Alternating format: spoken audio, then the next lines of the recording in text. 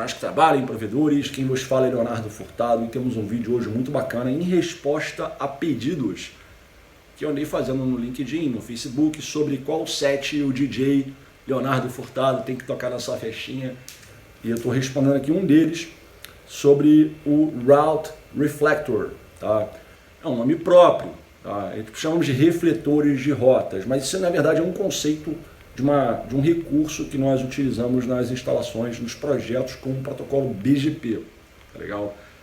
Pois bem, para falarmos apropriadamente de Route Reflector, tem que fazer uma breve intro de coisas rápidas do BGP. Né? O BGP é um protocolo de roteamento exterior. Temos os IGP interiores, Distance Vector, Link State, aí seus devidos protocolos ali dentro, e no exterior é o BGP para várias famílias de endereço. IPv4 Unicast, IPv6 Unicast, VPN V4, VPN V6, L2 VPN, EVPN, aí tem família Link State, LU, tem várias famílias de AFs e SAFs aí do nosso BGP. E esse mecanismo chamado Route Reflector, ele pode e deve ser usado em muitos casos para acomodar as vizinhanças BGPs para todas essas famílias, tá? Ou depende do seu projeto, na verdade é isso aí. Então, para você entender para que serve o Route Reflector, você tem que entender alguma coisa básica primeiro. O protocolo BGP, ele não possui um mecanismo de descoberta dinâmica de vizinhos, o que significa que as vizinhanças devem ser definidas estaticamente. Legal? Como assim, Leonardo? Você não tem um mecanismo de hello, onde você descobre um vizinho adjacente e dali você inicia o FSM, né, que é o Finite State Machine, que é o estado de transição de formação de uma vizinhança. Você não tem isso no BGP. Olha, o FSM você tem, mas não dinamicamente. Você tem que falar, eu serei vizinho de fulano, eu serei vizinho de ciclano, eu serei vizinho de beltrano.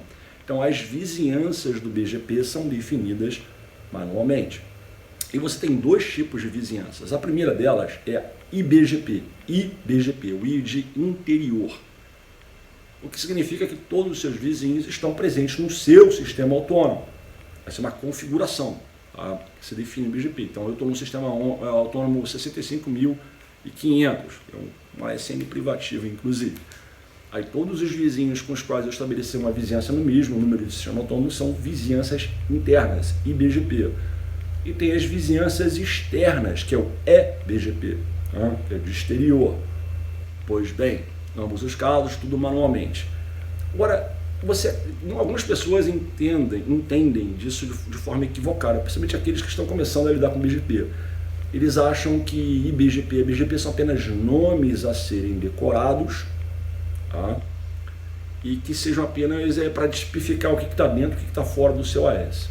Embora isto seja verdadeiro, essas duas coisas, na verdade, o funcionamento do BGP é diferente para sessões internas e externas. Diferente como? Por exemplo, numa sessão externa, é mandatório, mandatório, que os vizinhos sejam diretamente na mesma subrede, estejam na mesma VLAN, por exemplo, no mesmo domínio L2 ali. Tá? Não necessariamente fisicamente diretamente conectados entre si, mas eles têm que estar na mesma subrede. Inclusive o TTL do cabeçalho IP de pacotes do BGP nessas vizinhanças é igual a 1. Aí que vem aquele mecanismo chamado multi-hop, que eu não vou perder meu tempo, que não vamos falar de multi-hop agora. Então não é possível definir vizinhanças entre roteadores em AS diferentes que estejam saltos de distância entre si, na verdade, entre esse cara e esse cara, há outros roteadores intermediários. No IBGP, fazemos isso para o multi-hop. Legal. No IBGP, por padrão, já assumimos que as sessões sejam multi-hop, porque muito frequentemente no seu sistema autônomo, esses roteadores não estão diretamente conectados, ou nem mesmo na mesma VLAN, ou na mesma subrede IP. Eles têm saltos de distância no backbone que conectam um com o outro. Então eu vou fechar uma vizinhança BGP por aqui, certo? Cruzando vários roteadores intermediários. Então você precisa entender isso aí. Então o IBGP já é multi-hop por natureza, então não define multi-hop. Agora é só essa a diferença? Não, não é só essa a diferença. O processo de seleção de caminhos, daqueles tantos critérios de seleção de rotas do BGP, Um deles, inclusive, observa a diferença. Havendo empate nos critérios mais importantes, quando chegar nesse estágio aqui, eu prefiro rotas recebidas de uma vizinhança EBGP do que versus rotas recebidas de uma vizinhança interior. EBGP é melhor do que IBGP. É uma diferença também. E há outra diferença muito mais significativa ainda, que é a parte de atributos. Aí eu vou explicar uma coisa, aí você vai entender por que você precisa de Route Reflector em muitos projetos. Todos? Não, com certeza não. Mas em muitos isso é desejável. Pois bem, você tem os atributos do BGP são definidos em well-known, tá, e optional, tá, que chamamos de reconhecidos e opcionais. Então, well-known significa o seguinte, cara, todo roteador que se preze, que fale BGP, tem que entender aquele atributo. Aí você pega, por exemplo, o local pref, que é o local preference.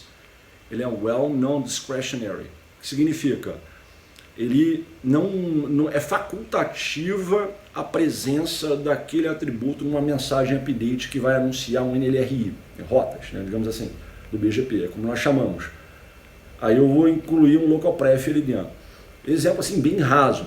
O roteador que recebe aquele anúncio, ele vai olhar isso aqui, eles têm que saber que aquilo ali é um local pref. É mandatório. O atributo estar presente ou não no update é facultativo, mas se estiver contido, o roteador que recebe aquilo ali tem que saber o que fazer com aquela informação. Tem que saber tratar aquele atributo. É um exemplo de well-known discretionary. Aí tem os mandatórios, que é o mandatory. São well-known e mandatory. Aí são 3. O ASPath, o NextHop e o Origin. Tá, beleza? Então, ASPath, NextHop, Origin. Saíram todas as mensagens update. Todas, sem exceção, tem que conter esses 3 atributos. NextHop, o ASPath e o Origin. O ASPath é a lista de sistemas autônomos que aquela rota cruzou. Tá? NextHop é o vizinho, é BGP que te passou aquela rota. E a origem é como a rota apareceu no BGP. Ela foi nativamente por Command Network, ela veio do EGP, né, um processo de transição de EGP para BGP, ou ela foi redistribuída a partir de uma rota estática, conectada, ou de um outro protocolo de roteamento. Beleza, então esses 3 atributos eles têm que existir, sempre. Tá? E digo mais, vamos lá. Uma das grandes diferenças do EBGP para o IBGP, as seções, né, externa e interna, é que é o seguinte, numa seção externa, por padrão, 2 atributos serão sempre modificados. É incondicional isso aí. Chama-se o atributo ASPath, que é um mandatório, well-known mandatory, e o NextHop. Tá? Esses 2 atributos vão sempre mudar de vizinhança EBGP para vizinhança EBGP. Tá? Outros atributos podem ser incluídos no momento em que você faz um anúncio para um roteador num AS vizinho. Por exemplo, eu vou incluir uma community, aí estamos falando de atributos opcionais. Um MED, Multi-Exit Discriminator, é um atributo opcional. Seja ele transitivo ou não transitivo, independente, eu posso manipular atributos na medida em que eu faço um anúncio. Ó, cara, daqui para cá eu vou anunciar, mas eu vou enfiar uma community naquela rota, uma ou mais communities naquela rota. Eu vou, entre sistemas autônomos, eu vou incluir um MED nessa rota para denotar algum conceito de latência. Né? Digamos que você tem um acordo com o teu operador vizinho para você usar o metric, o MED, para informar um parâmetro de latência naquele link. Enfim, você pode fazer isso aí. Mas aí você está mandando modificar os atributos. Tá legal? Por padrão, esses 2 atributos, a ASPath e NextHop, mudam nas seções externas. Já nas seções internas, nenhum atributo é modificado. 0, 0, 0. Nota isso aí. Não quer dizer que ele não possa ser modificado. Ele não é modificado. Tá legal? Então, nas vizinhanças internas, você recebeu, por exemplo, uma rota aqui, um teu roteador de borda, que conecta, tu está no AS2 e aqui é o AS1. O AS1 ele te anunciou alguma coisa pelo BGP. Aí vai falar o seguinte, ó, o ASPath associado àquela rota 1, o NextHop, que é o IP da seção do teu vizinho que fecha contigo aqui, né? O IP 123. Então o atributo NextHop é 123 e o ASPath é 1. E a origem, sei lá, IGP ou incompleta, não importa, não chegou aqui. Quando você repassa isso para dentro do teu AS, para as vizinhanças internas, tá? Isso não é modificado. Isso não é modificado. Nenhum atributo é modificado. Então, por justamente não haver, podem ser modificados. Então, na entrada do teu sistema autônomo, costumamos modificar o next hop para self e os roteadores internos do teu AS via o roteamento recursivo para um protocolo interior conseguem conectividade com aquele next hop. Mas aí eu teria que entrar numa seara de explicar o BGP a fundo e não quero fazer isso. Isso é para quem entende um pouco de BGP. Mas vamos lá, talvez fique para uma outra oportunidade. Então esses atributos não são modificados. Aí o BGP, para as sessões internas, implementa uma regra que é o seguinte, chama-se Split Horizon. Split Horizon. O que significa? Toda a rota que você recebe, supomos que você que eu falo seja um roteador BGP, eu sou um roteador BGP, eu recebi de um vizinho rotas BGP via uma sessão interna que eu tenho com esse cara, IBGP. Quando eu receber rotas nessas condições, eu só vou aceitar essas rotas se eu tiver, por exemplo, conectividade com o NextHop, que é o meu vizinho, ou com o NextHop externo. Aí depois a gente fala disso aí. Eu não vou passar essas rotas adiante para outros vizinhos. Não ocorre, não há o repasse. Rotas aprendidas através de uma sessão interna não são repassadas para sessões internas. Para externas eu posso. Eu recebi via IBGP, eu posso mandar para EBGP. Beleza, não tem problema. Agora, se eu recebi via IBGP, eu não posso e não vou mandar para outros routers por sessões internas, IBGP. Isso é uma regra chamada Split Horizon. Legal? Por que isso existe? Porque o BGP, novamente, dentro de um sistema autônomo, quando ele recebe uma rota externa, aí passa via sessões internas, essa rota ela não tem atributos modificados. Eu posso incluir uma community, eu posso implementar um local pref, eu posso modificar o next hop, isso lá na entrada, mas na medida que a rota percorre no teu AS aqui, ela não é mais modificada. Isso significa que ela poderia loopar indefinidamente no seu AS, aquela rota ela poderia loopar. E, na verdade, essa é a tendência de comportamento do BGP, caso fosse possível, né, sem mecanismos adicionais, um router que recebe uma rota interna repassar para outros vizinhos internos. Mas como isso não acontece, se pudesse acontecer, ele ficaria loopando, velho. Vai loopar, vai loopar, vai loopar. Eu recebi daqui, mandei para cá, que mandou para cá, que mandou para cá, que mandou para cá, que voltou para mim, que eu vou mandar para cá. Essa rota vai ficar circulando.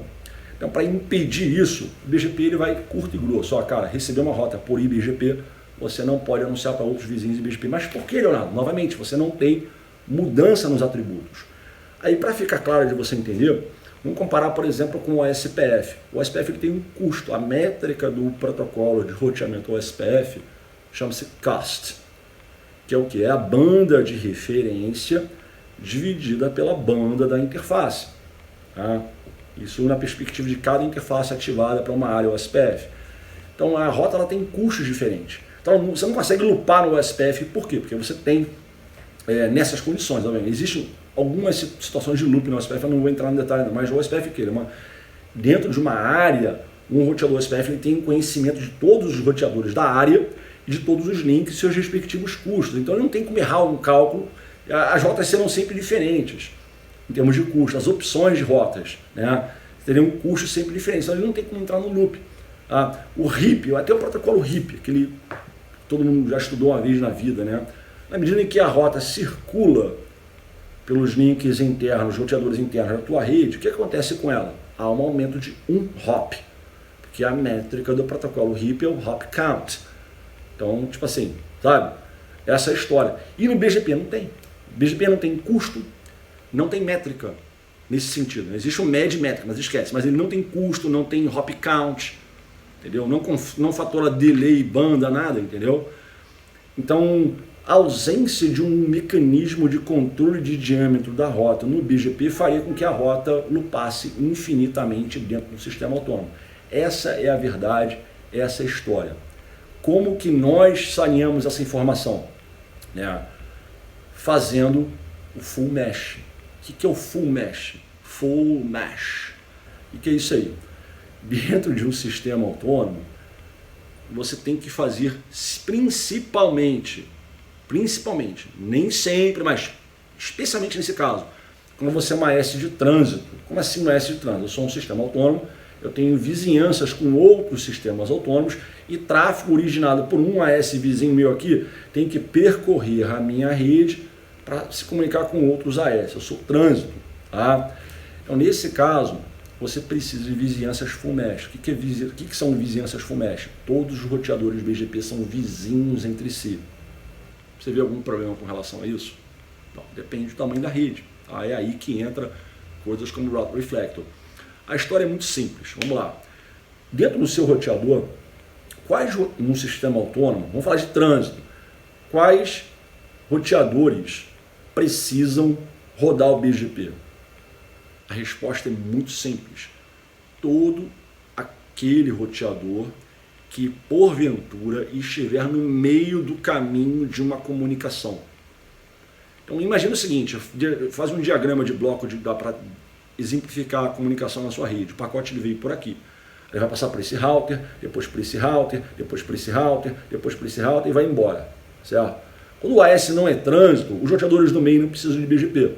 Tá? Mas quando ele é trânsito, você tem que ter BGP. Porque como é que funciona o roteamento IP? O roteamento IP ele é orientado ao destino. Ele não está pouco aí pela origem. Tá? Existem fundamentos de source route, mas não vou abordá-los aqui. Mas o padrão, o protocolo IP, ele está orientado, o roteamento do IP é orientado ao destino.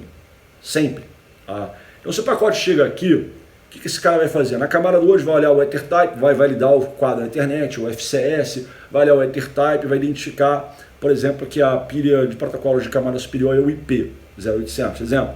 E dali ele vai encaminhar para uma estrutura de dados internas no roteador, podendo ser uma FIB, preferencialmente, ou uma tabela de roteamento, e vai procurar a rota mais específica para aquele destino citado no campo Destination Address do cabeçalho IP.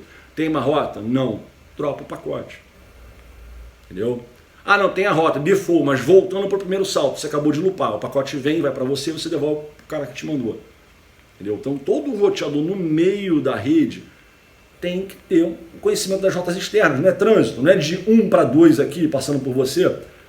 Sim, então, os roteadores, no meio do caminho, tem que ter rota para chegar nessas redes daqui. E o retorno do tráfego, né, é o caminho inverso. Então, o roteador, na medida que o pacote vem retornando por aqui, esse cara tem que ter rota para aquela rede lá, via esse cara, que tem que ter via esse cara, que tem que ter via esse cara. Então, moral da história, todo roteador que estiver no meio do caminho da tua rede tem que ter BGP rodando. Legal?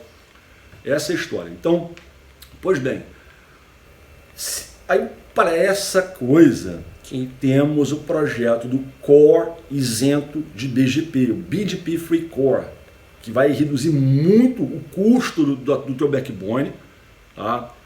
E vai simplificar demais o projeto técnico, vai simplificar muito o teu BGP. Aí para você que falou que o MPLS está morrendo, depois eu vou falar de BGP Free Core em outro vídeo, mas vamos lá. Então você precisa, nesse exemplo que eu dei, todos os roteadores internos rodando BGP. Legal. Aí que entra a ideia do full mesh. Então, para você ter uma ideia, existe uma regra de escalabilidade de quantas vizinhanças BGP eu precisaria no meu AS. Aí, digamos que você tenha 10 roteadores que estejam no meio do caminho entre conversações do teu cone de clientes e o teu upstream de trânsito IP. Exemplo, você tenha 10 roteadores nessas condições. Ou seja, para 10 roteadores nessas condições, você precisaria de 45 vizinhanças BGP internas. Tá? A regra, a fórmula para isso é N vezes N-1 dividido por 2. Então, N é a quantidade de roteadores que você tem no teu sistema autônomo, internos. Então, você tem 10 roteadores, você precisa de 45 vizinhanças. 10 não é nem um número muito elevado, mas já dá para otimizar e simplificar o teu BGP usando uma ferramenta melhor. Ah, vou explicar agora, que é o foco aqui. Então, a moral da história, quanto mais roteadores você tiver dentro no teu AS que precise rodar o BGP, por conta da limitação de propagação de rotas entre vizinhos e BGP, por conta do Split Horizon, você precisa fazer o full mesh. Então, cada roteador que você colocar ali dentro, cada novo roteador que você colocar ali dentro, aumenta-se exponencialmente a quantidade de vizinhanças BGP, o que torna o teu projeto complexo, é substancialmente mais oneroso no ponto de vista de falatório, de vizinhanças, de conexões TCP que não podem cair, porque uma coisa você não vai querer que aconteça no teu AS, são sessões BGP caindo, você quer sessões BGP disponíveis. Legal? Então essa é a história, basicamente isso. Então, um ambiente que tenha 100 roteadores que precisem de BGP no teu OS, quantas vizinhanças você vai ter? Então começa a ficar complicado. Isso inclusive diminui a escalabilidade das vizinhanças BGP no teu sistema autônomo. Aí que surgiram as ferramentas para você destravar isso aí. As ferramentas são confederações, confederations e route reflectors. Essas são as ferramentas. Você pode combinar inclusive as duas no mesmo projeto. Ter refletores de rotas em uma S membro de uma confederação dentro da tua rede. Tá? O Confederation ele só não é muito atraente e muito menos utilizado do que o Route Reflector, porque se você não começou o teu projeto ASN com uma confederação em mente, você não vai implementar a confederação depois. Por quê? Porque você tem que apagar toda a configuração do teu BGP e fazer de novo. O que é inviável, impraticável em ambientes onde a disponibilidade tem que ser muito alta. Então, por isso que as pessoas não usam. Já tem o BGP rodando, tudo pesado já.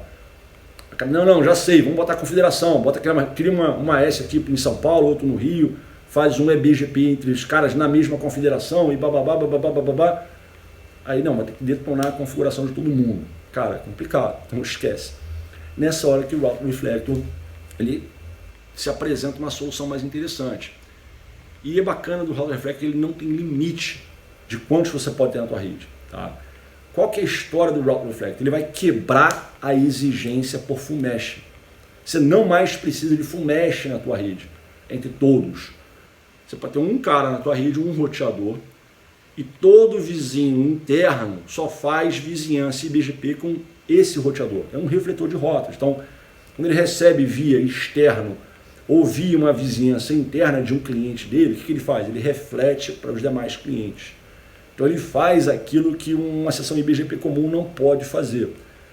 Claro que pode ter o risco de loop, bababá, mas como é que o BGP resolve isso aí? Usando, por exemplo, atributos como o originator e o cluster list. Aí resolveu o problema. Então essa é a história da confederação. Desculpa, essa é a história do Route Reflector. Então, só que se você perder esse roteador, você perdeu esse cara. Pifou, botou, crashou, sei lá, apagou, desligou, você preparou o teu AS. Porque todas as vizinhanças internas dependem daquele roteador que acabou de morrer. O que nós fazemos? Chamamos de cluster de refletores de rotas. Então eu posso ter numa hierarquia, dois caras aqui, numa hierarquia, e vários clientes, ou toda a tua rede, depende do teu projeto, também da tua rede, membros e BGP apenas do cluster. Entendeu? Aí se você perder um router, não tem problema, porque cada roteador, cliente, é membro do cluster. Para os dois caras, ele é membro desse cara aqui, que é o Router Reflector 1, e membro do Router Reflector 2, que estão no mesmo cluster ID. Beleza. Tá? E você pode ter isso, cara, é tão verticalizado o negócio, você pode ter muitos roteadores, membros de 2 reflectors, outros tantos roteadores, membros de outros 2 reflectors. Aí esses 4 reflectors são 2 clusters, membros de um outro cluster, que tem outros clusters, que são membros de outro cluster. Isso cresce de forma ilimitada. É como grandes operadores de telecomunicações resolvem o desafio da escalabilidade das sessões IBGP. Tá? Então, espero que você tenha entendido para que serve o Route Reflector. O Route Reflector é uma ferramenta para você superar a exigência por full mesh no teu sistema autônomo, permitindo crescer com suas sessões IBGP. Legal. Aí você tem modelos de projeto com Route Reflector que estão fora do escopo aqui por momento. Mas eu vou explicar na sequência desse vídeo o que você poderia fazer nesse sentido, inclusive responder a brincadeira do meu colega aí da RB750 como Route Reflector. Um abraço até a continuação do vídeo aí. Então aqui só para você entender de uma forma muito simples, eu não vou realmente desprender muito tempo aqui não. Nós peguemos, por exemplo, esse AS2 aqui, tá? BGP AS2, que é o ISP2. Eu tenho essa quantidade de vizinhos internos aqui, são 4 vizinhos, tá legal? E vamos pegar o cone de clientes. O cone de clientes do ISP2 é o ISP1 tá? Esse aqui que é o 65000, mas a família de endereços não é IPv4 unicast, enfim. Então temos o ISP1 como cliente do ISP2 e temos também o ISP3, também membro aqui, é cliente do ISP2. Tá?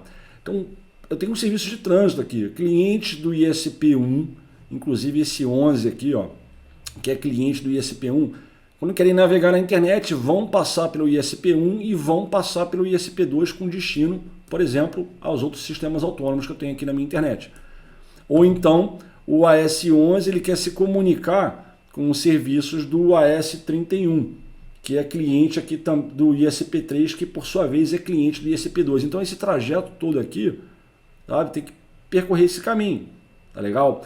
Em termos de troca de rotas, por exemplo, quando o ISP1 anuncia as rotas do ISP11 para este roteador do ISP2, ele, por exemplo, se eu fizesse uma vizinhança router 1 com router 3 e router 1 com router 2 apenas, e no router 3 com router 1, obviamente, e router 3 com router 4, a rota que o router 1 recebesse aqui e passasse para o router 3 não anunciaria essa rota para o router 4. Por quê?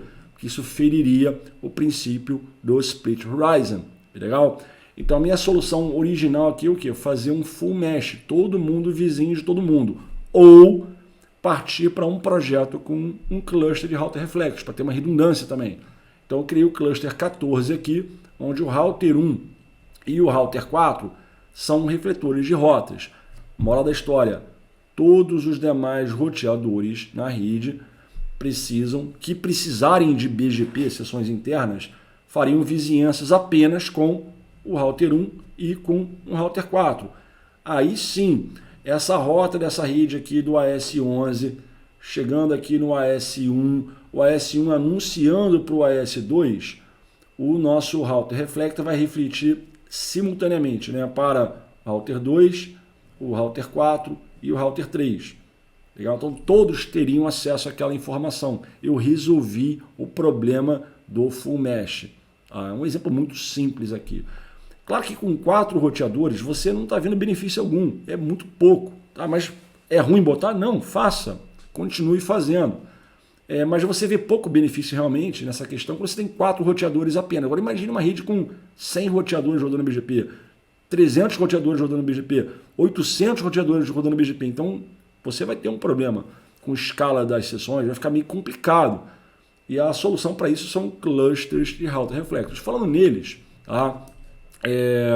Vou puxar aqui um conceito. Eu tenho como fazer um chamado único, uma topologia com um único cluster de refletores de rotas, ou seja, todos os roteadores internos daquele AS fechariam vizinhanças e BGP apenas com cluster.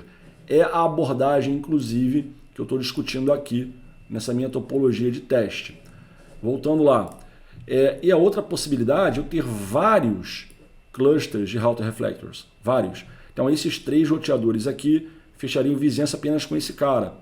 Esses 3 de cima aqui apenas com R2, RR2, esses aqui com RR3 e por aí vai. Então você consegue crescer muito na parte das vizinhanças internas. Além disso, tem outro cenário aqui, onde tem uma hierarquia mais interessante. Você vê aqui, ó, eu tenho 1, 2, 3, 4 clusters. Então o cluster 127, que é o RR2, tem 3 clientes. E ele é cliente do RR1, que é o cluster meia dúzia. O cluster 19 tem um cliente que é o R3, que por sua vez tem 3 clientes. Tá? E você vê que é bem bacana. O cluster 45 idem, né, que é o RR4, tem 3 clientes e ele mesmo é cliente de um outro cluster. Qual que é o limite disso? Não tem. Simplesmente não tem. Então, enquanto você precisar crescer com a tua rede, você pode contar com esse tipo de solução. O que nós usamos para um cluster? Vamos voltar na minha topologia aqui. Todo equipamento que estiver no meio do caminho para um pacote tem que ter o conhecimento da tabela completa. Tá? Ou seja, o R3 precisa de BGP, o R2 também precisa de BGP aqui. Porque se o pacote tiver destino, por exemplo, chegou aqui no router 1, ele tem como destino 31.31. Alguma coisa. Quando chegar aqui no router 1, ele tem que ter uma rota via R4 ou via esse AS3 aqui, dependendo se eu estiver fazendo modificação de next hop, enfim, não vou entrar nesse cenário agora não. Isso é uma coisa bem básica do BGP, que vocês devem conhecer. Enfim, tá, mas como é que ele chega até aqui ou até aqui? Ele tem dois caminhos internos, via o router 2 e via o router 3. O que todo roteador faz quando recebe um pacote? Na parte das funções do roteamento IP, ele vai olhar o endereço IP de destino citado no cabeçalho IP. Ele tem a rota? Não, porque ele não tem nem BGP. Ele não tem nem o BGP, então ele não tem a rota externa. O que ele faz? Ele dropa o pacote. Em último caso, se tiver uma padrão, uma rota default apontando para o R1, por exemplo, ele vai mandar para o R1, que vai mandar de volta para o R3, que vai mandar de volta para o R1, e temos um loop aí até a expiração do TTL do pacote. Tá? Eu poderia eliminar o BGP no R2 e no R3 se eu colocasse o MPLS para rodar, que é o meu caso aqui. Aí eu consigo ter um projeto onde o core é isento de BGP. A borda, que conecta com os recursos externos, tem o BGP rodando. Mas o core eu não preciso. Vou falar de BGP Free Core em outra oportunidade. Tá? Mas o fato é o seguinte, você tem que olhar duas coisas. A primeira delas é a quantidade de recursos computacionais disponíveis no roteador para acomodar N vizinhanças com tabelas BGP completas, ou seja, memória RAM e CPU para um procedimento rápido, e também lá no plano de dados uma arquitetura de silício que permite acomodar as melhores rotas numa tabela full no seu FPGA, no seu ASIC, o que for. Tá? Então, esses roteadores que acomodam full route são caros. Aí estamos falando, por exemplo, de uma SR9000, de um Juniper MX 204 e por aí vai. Tem roteadores de grande porte, não necessariamente muito grandes em tamanho ou densidade, mas ele tem uma arquitetura de silício especializada e que permite escalar para uma quantidade muito grande de prefixos na FIB, em hardware. Por exemplo, 4 milhões de prefixos, 3 milhões de prefixos, 10 milhões de prefixos. Esses roteadores são caros. Tá? Então, se você pega um roteador que esteja em linha com o tráfego, ele pode ser um router reflector, mas tem a questão do custo. Tá? Então você vê aqui, esses dois roteadores, pacotes do AS1, tá? Ou do AS11, com destino a qualquer coisa, por exemplo, a AS31 ou a AS3, teriam que passar por esses dois caras, não tem como não passar. Então esses dois equipamentos, eles poderiam ser configurados como router reflector, sim, mas tem um alto custo. Ah, mas tudo bem, mas ele vai rodar BGP de qualquer jeito. Então tudo bem. Então aqui no meu caso faz muito sentido eu colocar esses mesmos dois roteadores para serem ao mesmo tempo borda e refletores de rota para eventuais outros equipamentos aqui dentro que precisarem de sessões internas. Essa é uma realidade. Agora tem uns projetos mais ousados onde a quantidade de vizinhanças é muito grande para aquele refletor de rotas. E são muitos roteadores clientes. Aí, em vez de você botar um roteador parrudo para isso, e que esteja em linha com o tráfego, nós fazemos uma coisa que chamamos de off-path, ou fora do caminho. Outro nome muito conhecido é chamado Out-of-Band BGP Router Reflector. Out-of-Band, que é o OOB, BGP Router Reflector. O que significa? Que eu teria um roteador qualquer aqui na minha rede, mais de um na verdade, para ter redundância, e que os pacotes em trânsito não precisem ou não precisassem chegar nele. Ele só serve para refletir rotas BGP, ele não está lá para rotear pacotes, e sim apenas para refletir rotas. Você poderia pegar um roteador desses que eu citei, um Juniper MX, uma SR9000, uma SR1000, e fazê-lo um router reflector fora de banda. Inclusive é um recurso configurável nesses roteadores que chamamos de download seletivo de rotas. Basicamente a gente fala para o cara o seguinte, as rotas ficam na tabela BGP, mas elas não são instaladas na tabela de roteamento. Ele fica sem rota BGP na RIB, consequentemente na FIB. Tá? Ele só tem a tabela BGP. Então ele pode servir para isso aí. Chama-se download seletivo de rotas. Mas você vai gastar uma grana num equipamento caro, ficou meio redundante agora, né? Mas enfim, para não instalar rotas para o silício dele programar, não, mas ele está fora de caminho, ele é out of band para o tráfego em trânsito. Mas você vai gastar um dinheiro com um roteador físico com isso? Aí o que você pode fazer? Soluções mais interessantes. Você utilizar, por exemplo, uma solução que seja projetada para Route Reflector. Aí tem, por exemplo, a Juniper tem o JRR200 aqui, que é o Route Reflector Appliance, que escala aí até 50 milhões de entradas, né, na RIB dele. Ele não vai instalar isso no silício dele. Esse cara não fica no caminho dos pacotes de trânsito. Ele é bom para ficar justamente out of band ou off path. Então você tem essa solução aqui. Tá? Mas se você quiser colocar ele para encaminhar tráfego também, ele encaminha aí 64 GB de performance. Ele é um equipamento bacana para isso aí. Um outro exemplo, você pode pegar, vamos falar de Cisco então, usar as arquiteturas de NFV. Mas aí não tem só o XR não, tem por exemplo, o CSR 1000V. Existe um modelo de licenciamento do Cisco CSR 1000V para função de VRR. O que é o VRR? É o Route Reflector virtualizado. Ou seja, eu estou virtualizando as funções de RID num servidor que tenha canal de RID para ter uma comunicação ágil de mensagens de BGP e, obviamente, memória para isso. Eu vou direto ao ponto aqui, dar um cenário onde esse cara pode ser usado. Tem as soluções aqui. Eu posso trabalhar para esse caso de, não de NFV geral, tá? Mas de Route Reflector, o XRV 9000 e o CSR 1000V. São duas das soluções que a Cisco apresenta para você ter um VRR na tua rede. E off-path, out-of-band, não precisa estar integrado na parte da rede onde os pacotes de trânsito percorrerão. Ele servirá única e exclusivamente para essa missão aí de Route Reflector. Eu vou puxar aqui um diagrama que mostra, ó, tá vendo aqui, ó, Network Use Cases, Network Deployment, você tem lá, VRR, olha que bacana. Tá? Pode ser um VPE também, pode ser um router completo para encaminhar tráfego e tudo, né? BNG, etc. Não, vamos dedicar esse cara para Route Reflector. É a função dele. Vamos puxar aqui um VRR aqui, um exemplo. Tá? Botar o iOS XRV 9000 como um VRR. Então você vai resolver, tudo que eu falei, você vai resolver o problema da escalabilidade full mesh das interconexões de BGP no teu OS. Tá? Então você pode ter lá ele em linha ou fora de linha, posicionado como um VRR, tá? Por serviço, por alguns projetos, não somente com Cisco, mas muito com Juniper também, em operadores muito grandes, existem clusters de Route Reflectors dedicados por família de endereços. Para IPv4 Unicast são esses caras aqui, para IPv6 Unicast são outros caras aqui, para L2 VPN e VPN são outros. O operador ele separa, inclusive, quem é Route Reflector e quem são os clusters, com base na família de endereços. Tá? Muitos projetos, os operadores grandes, mas não tão grandes, o cara bota tudo, ele centraliza tudo no mesmo cluster. IPv4, IPv6 e outras coisas, ele bota no mesmo cluster. Enfim, cada projeto é um projeto diferente. Mas eu posso ter um primário, um backup para várias famílias de endereço e todos os roteadores internos fazendo vizinhança apenas com aquele cluster. Bem bacana. Então, você tem a solução, por exemplo, o JRR200, Route Reflector Appliance, muito interessante.